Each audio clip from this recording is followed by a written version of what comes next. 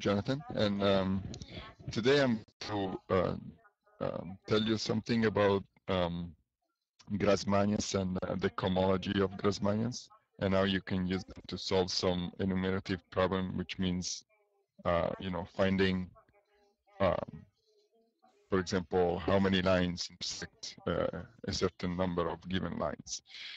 And I'm going to be, I'm not going to give any details, but I hope that uh, I can convey general idea and maybe spark some interest so that then you can go and look more deeply about the things that I'm talking about. Yeah. Uh, Um, so could you just also just expand the, remember the tool to just click on it to expand it a bit so that it's the slide, what? the slides. The slides? Yeah. Just remember Okay. the, Uh, at the bottom More right than hand side. this? Yeah. No, no, no, Yes. no, no. That's to. I mean the other way.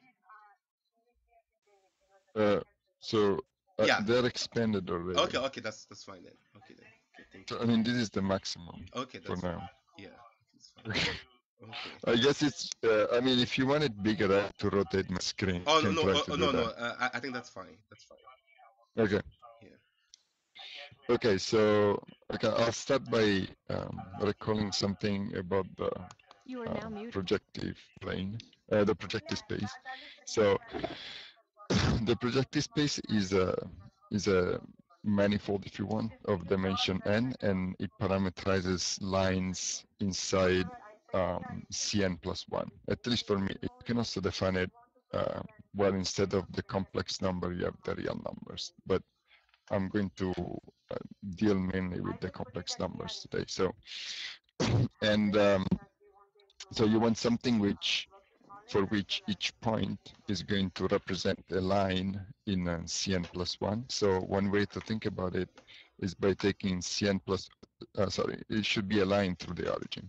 So one way to think about that is by taking Cn plus 1, remove the origin, and then you mod out by the action of C star, which is all complex number which are non-zero. And the way that this C star acts on Cn plus 1 is by taking a point in Cn plus 1 and the action of lambda, which is in C star, that n tuple of n plus 1 tuple of points is just by multiplying each point by lambda. So as lambda varies in lambda star, in C star, what you're going to get is essentially the line which is spanned by this vector in Cn plus 1, where the origin has been removed. And okay, so this is, so why now it doesn't go up and down anymore? Oh, I have to change page. Okay, so this Pn is, so the projective space of n dimensions called Pn.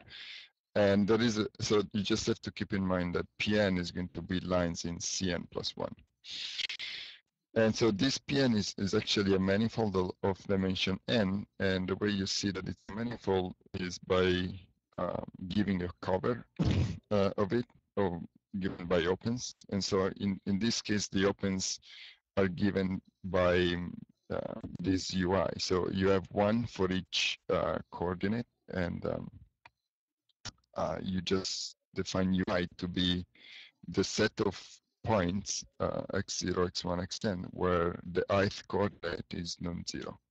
So since one can always multiply by some lambda, sometimes you can simplify the description of this UI, but just by setting the xi equal to 1 by dividing by xi, because xi is non-zero.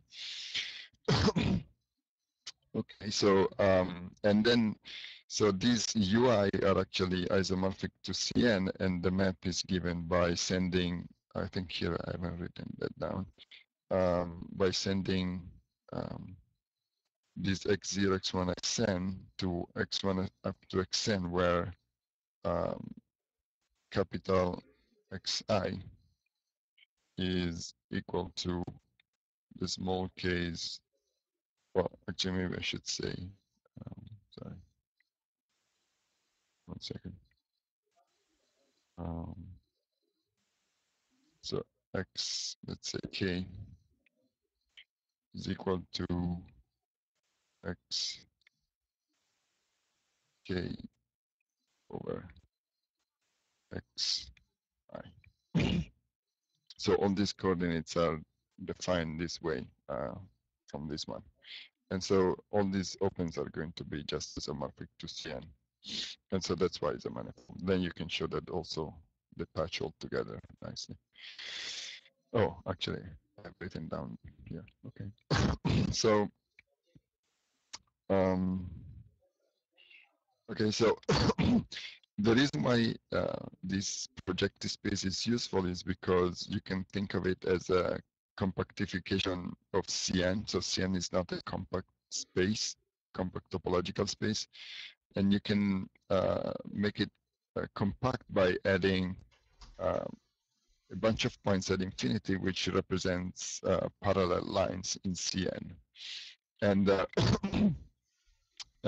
so I guess the easiest way to think of it about it is just by, for example, considering U0. So this U0 is the same thing I was defining earlier. It's the set of points where x0 is non-zero, and so you can divide by it, and you get all the sets of points here. And so all these points are going to be in Pn, but then also in Pn you're going to have the points where actually the first coordinate is equal to 0. And so all these points here are going to be the points which are called at infinity, and they represent lines which are parallel to this plane. So I have a little picture here. So the case, oops. So this is the case for C2. So it would be P1. So in this case, you have that U0 is going to be given by this line here, which goes through 1 because x0 is equal to, you can always make it equal to 1. And and then the second coordinate is arbitrary, so you can move freely along this line.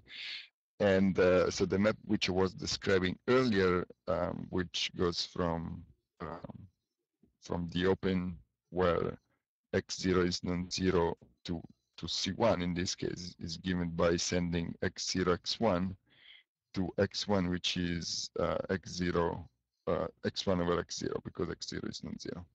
And so this point here is going to correspond to that point there. But then since all these points along this line are actually equivalent in P1, you have that all this line essentially is mapped to there. And so these are all, this unit is going to be all the points where the first coordinate is non-zero. And then you're going to have the points where the first coordinate is 0, which essentially is this vertical line, which is parallel to U0. And so, but all these points on this parallel vertical line are identified according to the action of C star. So you're adding only one point, which you can think of it as the point at infinity on this line. And all these points at infinity represent parallel lines. Okay, so another useful thing that you can do in PN is that, so in CN you have subspaces which are given by, you can think of it as defined by some linear equations. And this subspaces also gives you some linear subspaces in PN. The only thing you have to keep in mind is that if you have a d plus 1 dimensional subspace in Cn plus 1, it's going to give you a d-dimensional subspace in Pn because you are cutting down one dimension by modding out by C star. Or if you want, if you just look at this picture, I think I have another one. If you look at this picture, so this is going to be T3, so it's going to be P2. so if you take lines in C3, you're going to get what is called P2. And so this blue line here is, you should think of it as a plane, as a vertical plane, which is going to be U0. So the first coordinate is equal to 1. And then, for example, if I take a line in C3, like this red line here, is going to intersect this vertical plane in one point, and that's the point which corresponds in P2 to the line C3, because after, so we define P2 as the set which parameterizes line in C3, so a line should go to a point. But then if you have a plane like this green thing here, should be all green, you have that this plane is going to intersect this vertical plane along a line, along this line here, for example. And, and so you have that the plane actually corresponds to a line in P2. So the dimension almost goes down by 1 just because you are shrinking down along the direction of the action of C star. Okay. So this is a white page in case I need it. So are there any questions about this? No. Okay. So next, I'm going to talk about the Grassmannian. So the Grassmannian, if you want, is a generalization of the projective space. The projective space is a special case of a Grassmannian. There, we were parameterizing, so in a projective space, we are parameterizing lines inside the vector space. Now here, I change a little bit notation. Instead of Cn plus 1, I'm going to just use Cn. What I want to do is, I want to see if I can parameterize all planes of dimension d inside the vector space Cn. And this is possible, and what you get is another manifold, which is called the Grassmannians of d planes inside Cn.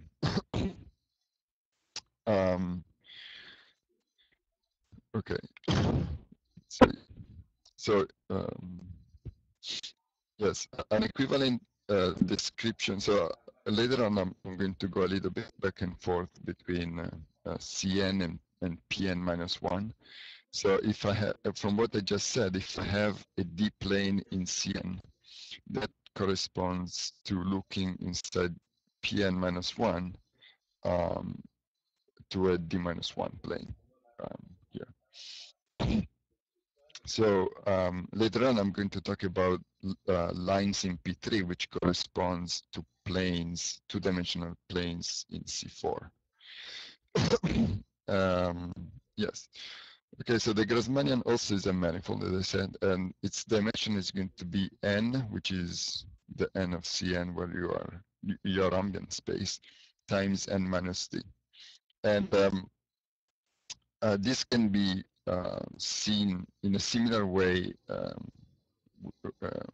So it can be seen the following way, which is quite similar to what we saw for Pn, where essentially we took Cn modulo C star. Here we take a bigger group, which is the general linear group, so all invertible matrices, and we mod out by a subgroup. So, and essentially the idea is the following. So if you have a d-dimensional plane, you can always find a linear transformation, so an invertible linear transformation, so an n by n matrix, which is going to be the standard basis in Cn, which is, this is just 1, 0, 0, 0, this is 0, 1, 0, 0, 0, and so on and so forth. So you can always find an invertible linear transformation or an invertible matrix, which brings these d vectors to a basis of your subspace. So, for example, if your subspace has a basis v1, v2, and vd, I can, if I multiply e1, e2, and ed by this matrix here, so where the first D columns are going to be a basis of um, of, of the subspace I'm considering, and then the last n minus d vectors are just there in order to make the matrix invertible. So if I multiply this matrix by these vectors, well, if I multiply this matrix by the first vector, what I get is b1. When I multiply this matrix by the second vector, I get b2. So this basis is going to go to that basis, and that's always possible to do it. So essentially, what I'm trying to say is that any d-dimensional plane can be obtained from this kind of standard d-dimensional plane by just acting with an invertible matrix A. But then what happens is that there are some invertible matrices which actually leave this standard plane unchanged. Because if you consider a matrix like this B, so these are blocks, and this L is a D by D matrix, and N is N minus D. So these two are other blocks of. So this is going to have D rows and N minus D columns, and this is going to have D columns and N minus D rows. But if you take a matrix like that and you multiply it by E1, E2, and AD, what you get is that E1 is going to be sent to a vector which has only the first D component non-zero and the last are going to be 0, and similarly for E2 and similarly for ED. So what you're just doing by multiplying these D vectors by this matrix is to change a basis of this standard vector space, but this standard subs, but the subspace itself is not changing. So so the moral of the study here is that this matrix is actually in the stabilizer of this subspace, and so the Grassmannian is going to be given by GLNC, because you can get any subspace by multiplying the standard d-dimensional subspace like GLNC modulo the stabilizer. And so now, in order to compute the dimension of the Grassmannian, we just have to compute the dimension of GLNC and the stabilizer, and take the dimension of GLNC minus the dimension of the stabilizer. So the dimension of all invertible n by n matrices is going to be n squared minus 1, because you want the determinant to be non-zero, so you have to subtract that 1. And the dimension of the stabilizer, you can see it from here. So it's going to be d by d, n minus d, n minus d, and this is d times n minus d. So there should be a cross there. So that's the dimension of the stabilizer, minus 1 again, because you want it to be invertible. And so that compute, you do this difference, and what you get is that that's the dimension of the Grassmannian. Okay, so as similarly to CN also, so in CN we had these special open subsets where one of the variable was non-zero, where UI was the set of points x0, x1 up to xn, where xi was non-zero. You can do something similarly, for the Grassmannian, but now instead of considering just one entry non-zero, you actually have to consider a whole minor to be non-zero. So you're going to have many subsets, open subsets, which cover the Grassmannian, that are parameterized by integer E1, ED. So you have D integers, and all of them, they go from 1 up to n, and they're all distinct. And essentially what you do is the following. So you have your basis for a subspace, for a d-dimensional subspace, so for a point in the Grassmannian. And the points in these open subsets are the planes, such that if you have a basis and you take the minor, so this matrix is going to have D columns, D columns and n rows, because all these vectors are in Cn, so it's an n by D matrix. So points in this open subset here are points are planes for which, when you take a basis and you take the minor of this matrix formed by taking only the rows for which the index appears down here. So row E1, E2, up to ED. So that's going to give you a square matrix, and you want the determinant of that square matrix to be non-zero. So this is the corresponding condition that xi was non-zero. So here you want all this determinant to be non-zero. So for example, if you take U1, U2 up to UD, so what you get is that the open subset U1, U2, UD is going to be essentially the set of all planes for which a basis is given by this column. So this is the DBD identity. So you have 1, 0, 0, 0, and then the last n minus d entries are arbitrary. And then you have 0, 1, 0, 0, 0, and the last n minus d entries are arbitrary. And so this matrix for sure has, this minor up here to be non-zero because it's the identity. And you can always reduce to this case, because if this minor is non-zero, it means that the top d by d matrix is actually invertible. So you can essentially change basis so that the basis of your subspace actually looks like that. And, and so from here, we can see that all these subsets are actually parameterized by the last, by these last entries. And how many do we have? We have d columns. So we have d and n minus d rows. So we have d times n minus d complex number down here. And so all these open subsets are actually isomorphic to C n minus d, which, it makes sense because we said that our Grassmannian was had that dimension. Okay, and finally, something which happens only for Grassmannians where d is strictly bigger than 1 or strictly less than n minus 1 is that they can also be seen as sub-varieties of Pn. So what happens? Oh, okay.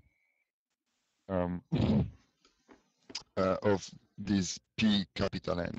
The capital N is given by n choose d, so it's given, so let's see. So n choose d is just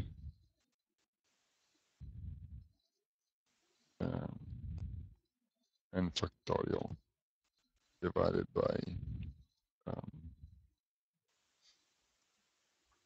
d factorial n minus d factorial.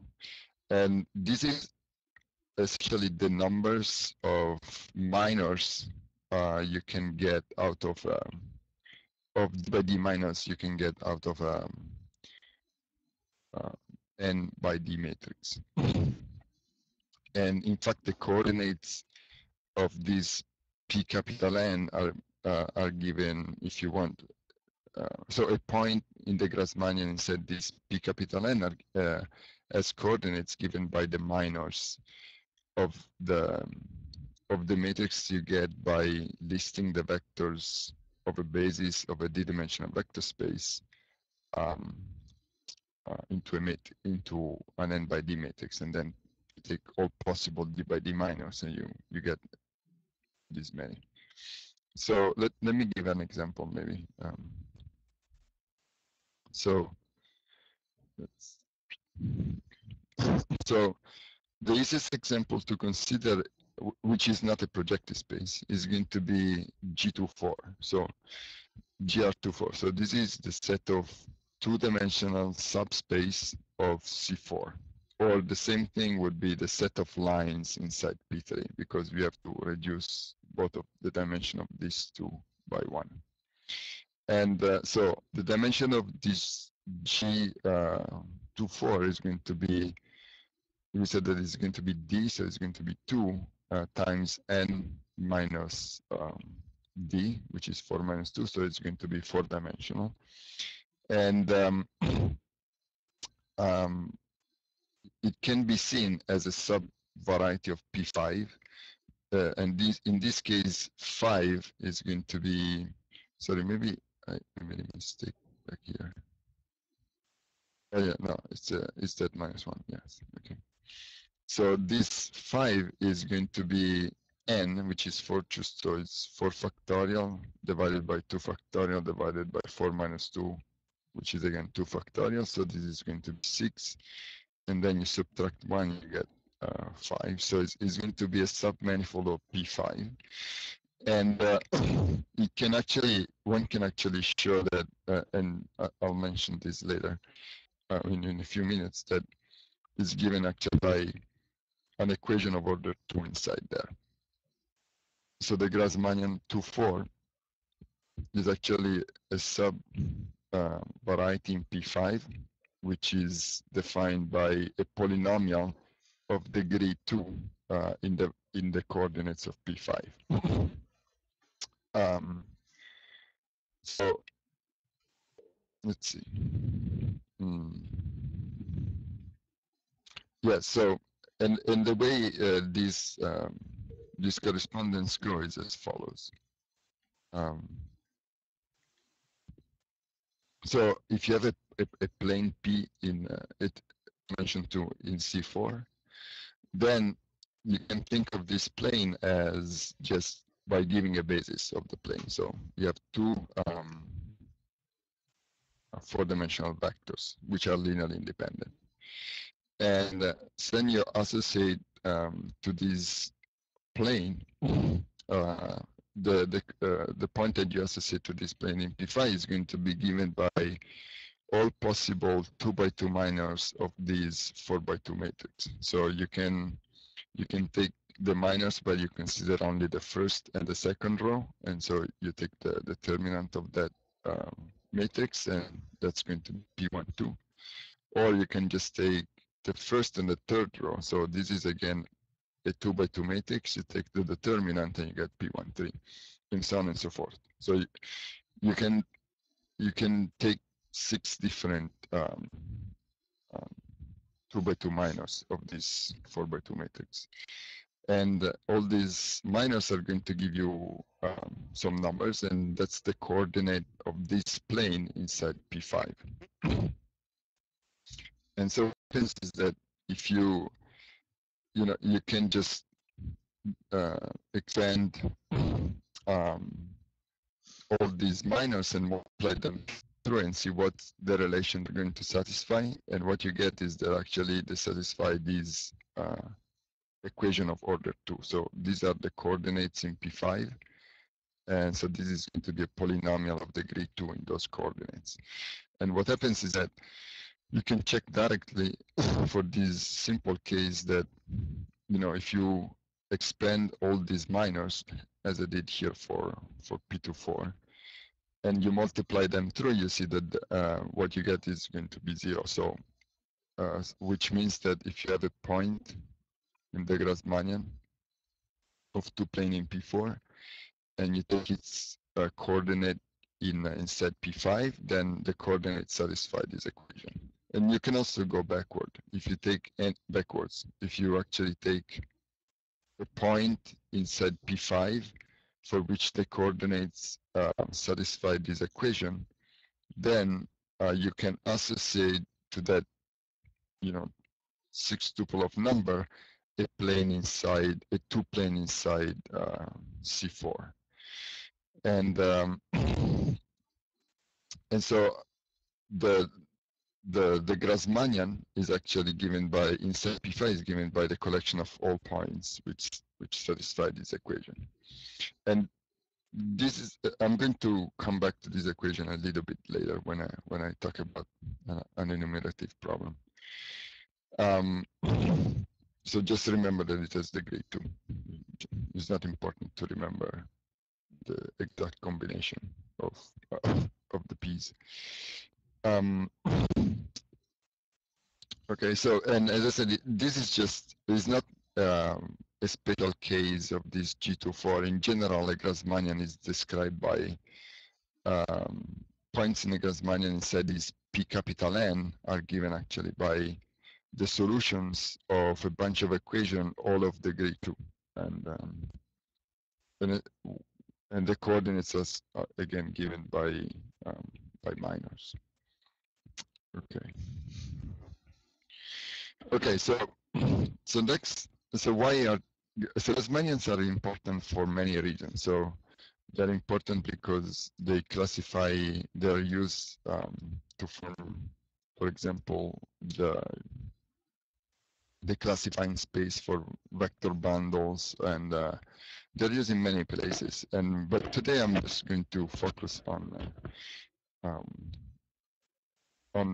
their role in enumerative geometry in some simple problem which arises there. So so this is something very old which was started by Schubert, and so and the reason, so essentially the main idea here is that if if you want to understand for example how many lines in P3 intersect four given lines, the main idea is that you want to put the four lines in some special position and then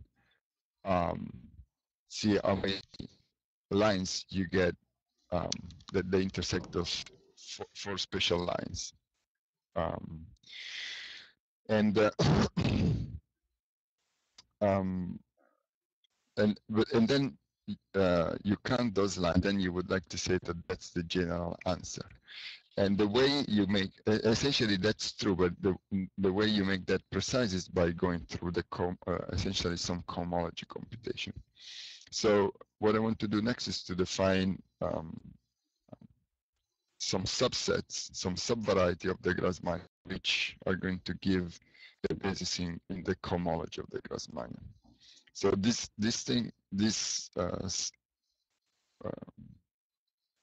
basis, the basis is given by what are called Schubert classes. Okay, so the way you define them is the following. So so we are considering the Grassmannian of D planes in Cn, and so what we do is the following. So we fix a flag. What happens? Somebody's typing. Hold on. Yeah. What happens? Somebody want to ask something? So Investor Ghana, do you have any questions or comments he was asking?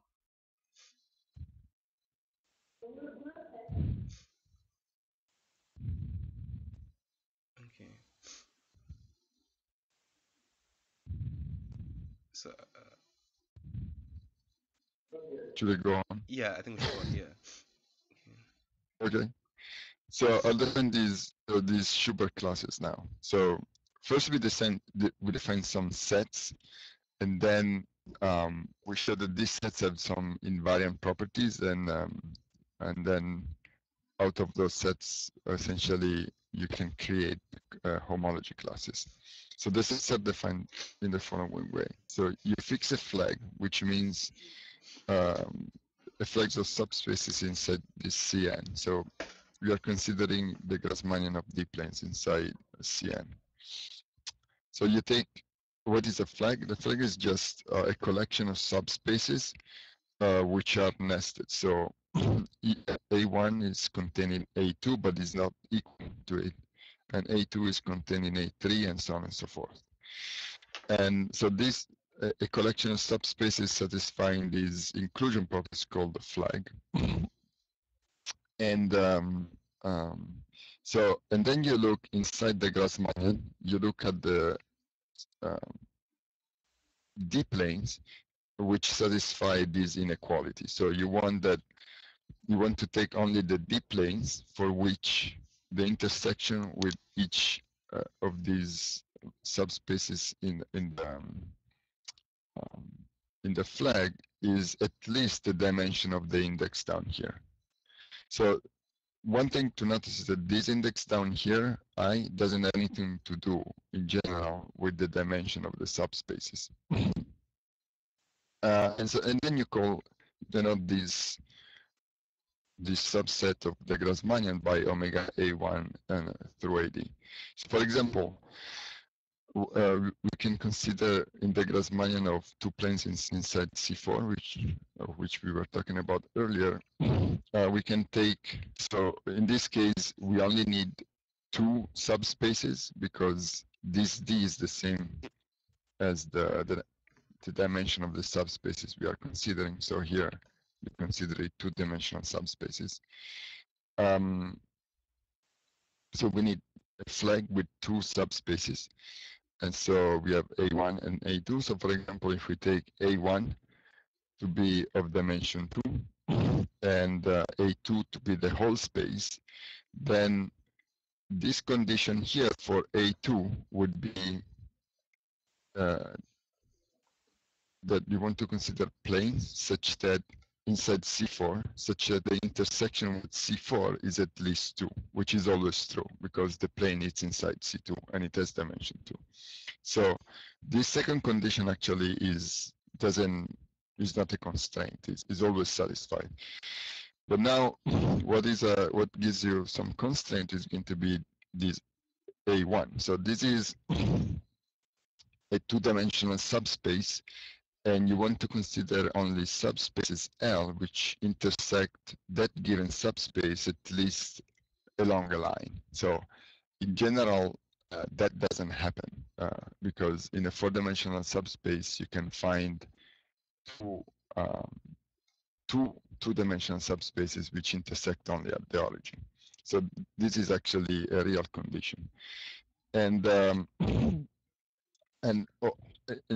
if you just think of the Grassmannian of two plane inside C4 as lines inside P3, this means that you're looking at lines in P3 which intersect a given line. Because you have always to scale the dimension down by 1. Okay, so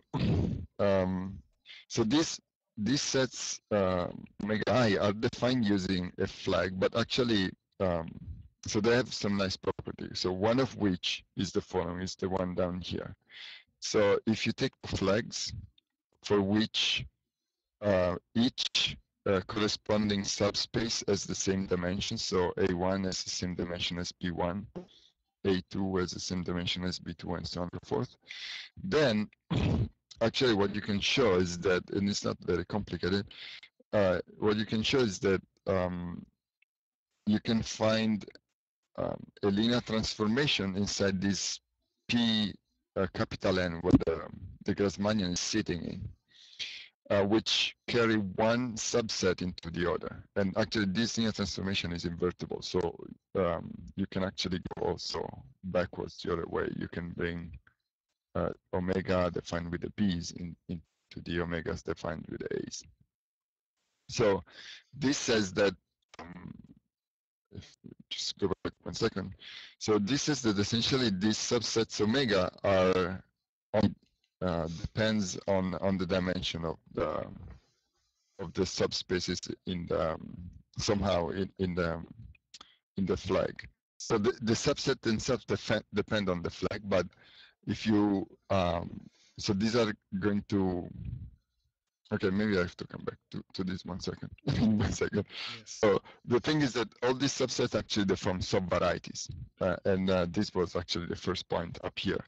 So if you take a special flag, so if you're given a bunch of integers in increasing order, and then you consider the subspace in C, which is spanned by the first, AI is spanned by the first AI vectors in the standard basis. The standard basis is just 1, 0, 0, 0, 1, 0, 0, and so on and so forth of Cn. Then you have that these subsets here, when you look at the Grassmannian inside this big Pn, they're actually given by intersecting the Grassmannian with a bunch of hyperplanes. So they are subvarieties because they are defined essentially by some equation. And then this second point says that actually, so the subvariety themselves depend on the flag, but actually you can go in a continuous way using the linear transformation I was mentioning earlier from one subset to another. So this means that the two subvarieties you define using the two flags are actually homologous because you can deform one into the other. And so they define actually the same cohomology class. Sorry, the same homology class.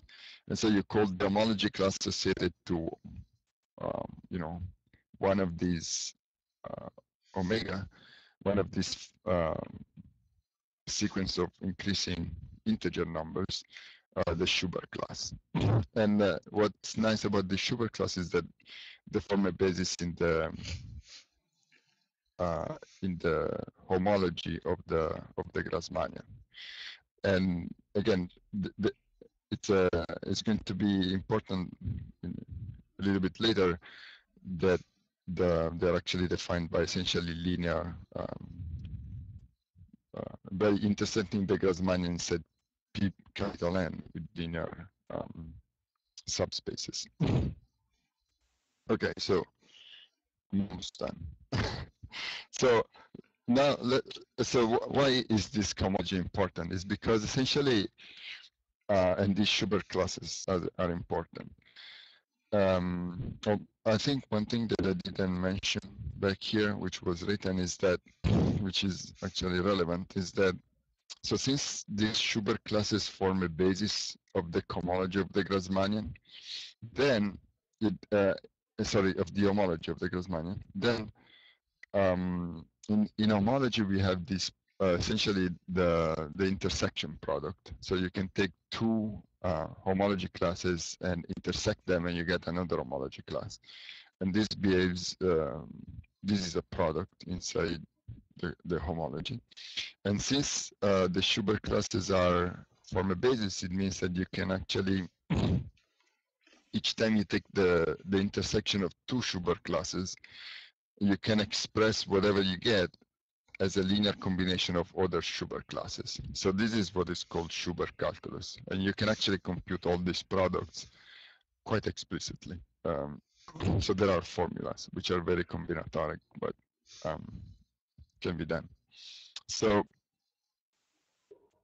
the reason why, so all this business about the homology of the Grassmannian is used essentially to make sense of these of what I was trying to say earlier. So if you want to understand how many lines intersect, for example, 4 given lines in P3, the idea that Schubert had was to put the 4 lines in some spatial positions for which it was easy to understand or to compute by hand, essentially,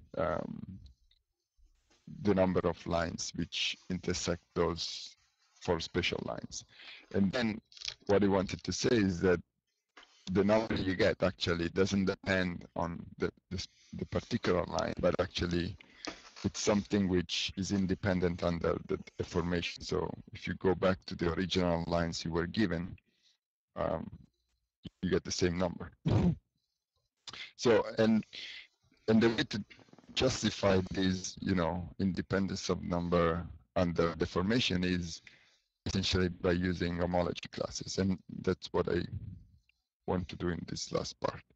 So, so for example, let's say that we want to compute the number of lines inside P3, so which would be the number of 2 planes inside C4 is equivalent, which intersect 4 given lines. So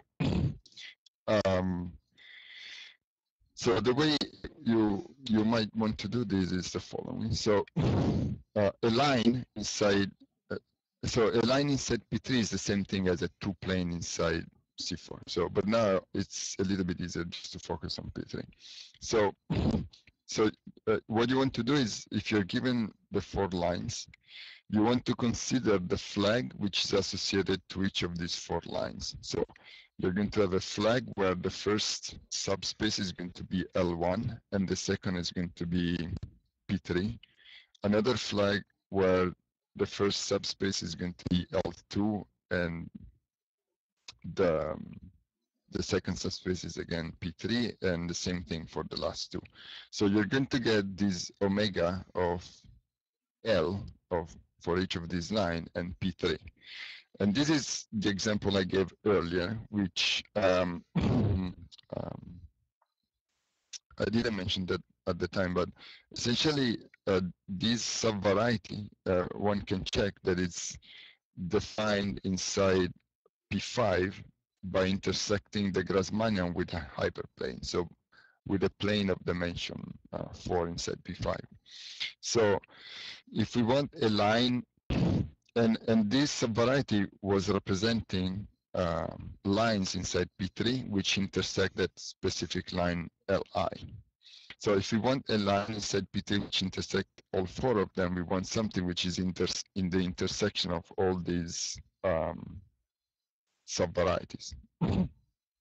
And but as I said, each of these subvarieties is given by intersecting the Grassmannian with an hyperplane. So what we are really doing is the following. So each time you have an hyperplane inside P5 and you intersect it with another hyperplane, you get the plane which is 1 dimension less. So an hyperplane is something of dimension 4 inside P5. When I intersect it with another hyperplane, I get something of dimension 3.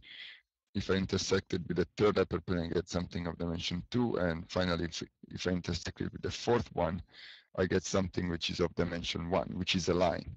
So what we want to understand is how many points in how many points a line is intersecting our Grassmannian inside P5. And this is not too complicated because a line inside P5 is given by this equation here. So it's just a linear equation in 1 parameter. And so if we want to understand the intersection of this line with the Grassmannian, we just have to plug in these coordinates inside the equation. And what we get is going to be an equation in T of degree 2, which in general is going to have 2 solutions. So that's the number of lines which are going to intersect the 4 given lines. So in general, you're going to have 2. And but it might be, so here there are essentially few caveats. And the first one is that in doing this computation, essentially I told you that if you intersect 2 hyperplanes, then you get something which is of dimension 3, which is true if the 2 hyperplanes are distinct. And well, we can assume that by saying that the lines are in some sort of skew so that the 2 hyperplanes are distinct. But then also what it can happen is that the line is going to intersect, is going to be tangent to the Grassmannian. And so in that case, you're going to have that the intersection is going to be given only by 1 geometric point. But if you consider that solution of the degree 2 equation in T you get as a solution of a polynomial, it should be considered with multiplicity 2, because it's a root. It would be a root of a polynomial of degree 2 in T with multiplicity 2. And so it can always be said that if the number of intersections,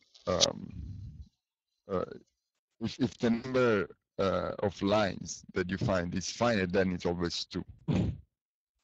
And as I said, so here we made this computation using the Schubert, this subset.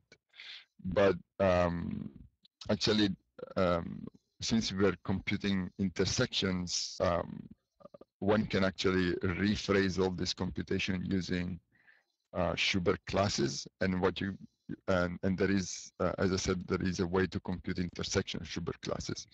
And you will find out that again, you find the number 2.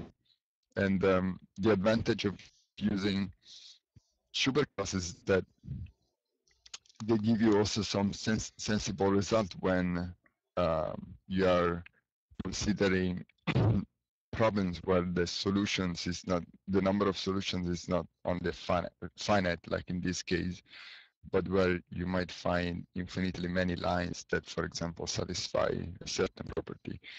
And in that case, using cohomology, actually you can say that the set of lines satisfying a certain property is going to form, is going to be um, a certain cohomology class, a certain Schubert class in the Grassmannian, which you can compute by using Schubert calculus. And I guess that's everything I wanted to say. So I hope that all these things are actually described in the paper by Kleiman and Laxo, which I don't remember where it's published, but it's from the 70s, I guess, which is called Schubert calculus, and it gives many more details than I gave. And you know, there are many books about Grassmannians and Schubert calculus and all these things. So they're very, some of them are very concrete. So I hope that some of you go and look at them. Okay. Yeah, Stefano, thank you very much for the lecture. Legon, do you have any questions for him? I have just one quick question. So you Sure. use Schubert classes to define a cohomology, right? What about the de Rham cohomology? How is that related to Schubert Yes. classes? Yeah, so the Schubert class define the classes in homology, and so you know, you can consider it as whatever homology you want. You know, the singular homology, for example. Yeah. So then the cohomology just is in this case it's just going to be the dual of the homology, because the cohomology here for the Grassmannian is actually doesn't have any torsion. So when you take the dual, you just get another, you know, module over Z. Another, essentially, how do you call it? Anyway, another commutative, well, it's a module over Z. Yeah. And so there are also represented, so to each Schubert class, you can associate a class in cohomology, and usually you can describe the cohomology as some sort of polynomial ring with some relations, and the classes which correspond to Schubert classes are called Schubert polynomials in that case. Okay. And then also for those Schubert polynomials, there is a way, you know, if you take the product, that there is a way to express them in terms of other Schubert polynomials and all that. Okay. So yeah, but everything, I mean, all these things are very classical. They've been worked out, you know, some times ago. Okay. So yeah, it can be. So there are several books. There's also a book Fulton, which is called Young Tableau, where all these things are described. Okay. Okay.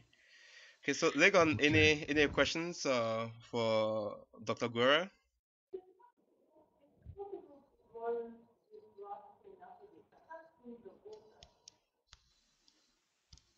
I couldn't understand. It was too far.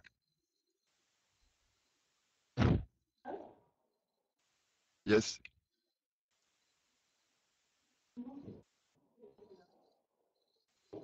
Please, can you increase the size of the screen? Oh, yeah. Sorry, 1 second. No. It's like that. That's smaller. I mean, just. Oh, it's smaller. Yeah, smaller. Make it bigger. Small. It's too small, so make it bigger. Yeah. Hold on 1 second. I'm going to rotate this. Yeah. I don't know if. Hold on. Is it bigger now? Yeah. Oh, okay.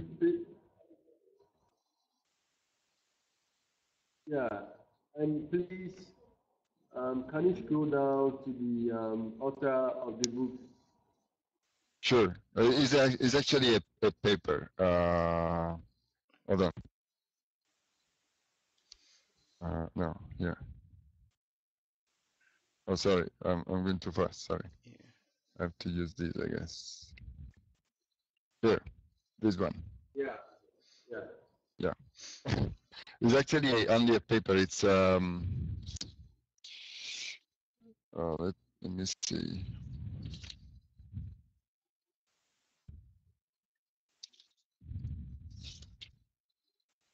Mm.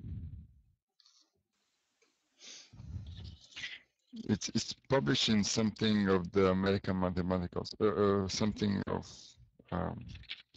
Hold on, I can look it up. Okay. Um,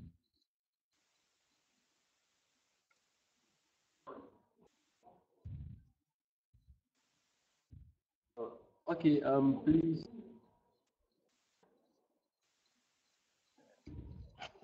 It's the American Mathematical Month, December 1972. Could you write it on the screen so that they can remember that? So where? How can I write it? Oh, Yeah. on this. Oh, yeah. I see. Yeah. Wait. I have to. Okay. So it's oh, the pen disappeared. Yeah. So yeah. Oh, where is it? Yeah. You go back and click on the down there for the pen, right? Yeah, no, but I don't see that anymore. Hold on a second. I think I have to. Oh, I see why. Yeah. Because I guess it still has the same big size as before. Yeah. Hold on, I have to change the size. Yeah. Um, mm. Oh, here it is. Okay. Yeah. Yeah. Okay. So actually, so it's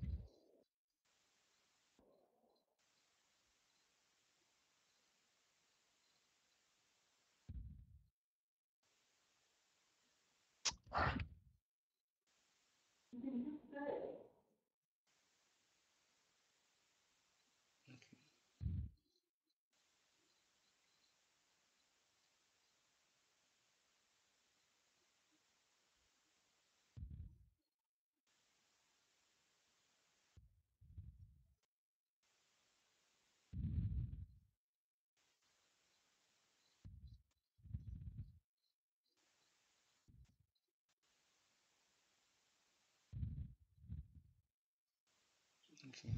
Okay. is that okay? Yeah. That's fine. Yeah. So what about? I mean, since you It's volume 7 times. Sorry, volume. Oops, what happened? I guess I went. go back. Yeah.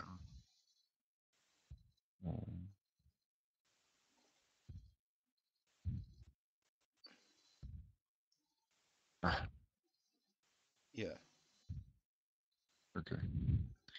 Volume 79, number. Let me check again. 10, I think. Yes, number 10. Okay.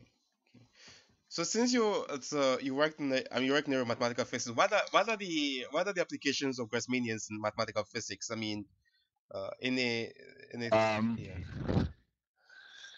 well, I mean, I actually, well, I don't know. I think there are some things where they consider, so all these Grassmannians are homogeneous spaces, and I think there are some models where they consider this thing, but actually I'm not familiar. I mean, I don't know too much about it. So, but lately I was just uh, trying to understand some questions about Grassmannians and flag varieties, which are essentially, instead of just considering one subspace, you consider a flag of subspaces as I was considering earlier. Yeah. And also those form, a, they form some varieties. Okay. And I was just trying to understand some questions about that. And so that's which are not related to mathematical physics all that much. Okay. But so and I thought that, I don't know, was something which was accessible. You know, besides the cohomology or the homology kind of thing, it was essentially linear algebra. So that's why I thought to talk about that. Yeah. Okay. So any more questions, Legon? So, Yeah.